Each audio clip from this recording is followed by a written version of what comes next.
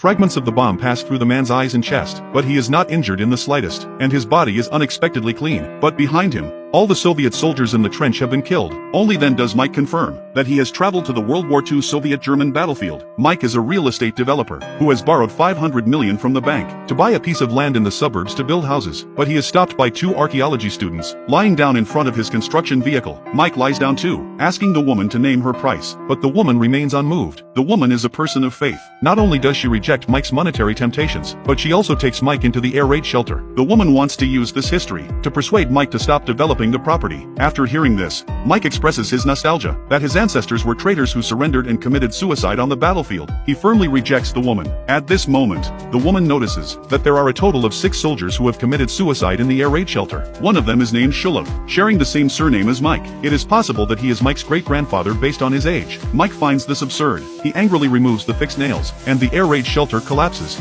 burying them both. Holding the nails, Mike travels to the battlefield. Mike climbs up the high ground in disbelief, unable to comprehend the battlefield before him. Suddenly fighter jets fly overhead, bombing the trenches continuously. Mike hastily takes cover in the trench, realizing that no one can see him. He exists as if he were invisible. Mike frantically runs around in the trench. Suddenly a shell comes crashing. The shell fragments pass directly through Mike's body, but he is unharmed. While the soldiers behind him have all fallen, Mike finally understands that he has traveled, but he cannot communicate with anyone. As if he were a transparent person, Mike continues to hold the nails, and finds Shulov. At this moment the man holds an anti-tank grenade, and blows up a tank directly. Mike follows the commissar to the air raid shelter, and takes out the nails, preparing to put them back, like keys opening a lock, but he still cannot travel back. At this moment, the man orders all the women to retreat, and the remaining men prepare to die in battle. Mike decisively throws away the nails. He doesn't want to witness the scene of 6 people committing suicide. He follows the women and leaves the battlefield by boat. Suddenly shells come crashing down. Mike is bombed and falls into the water. To avoid the bombardment,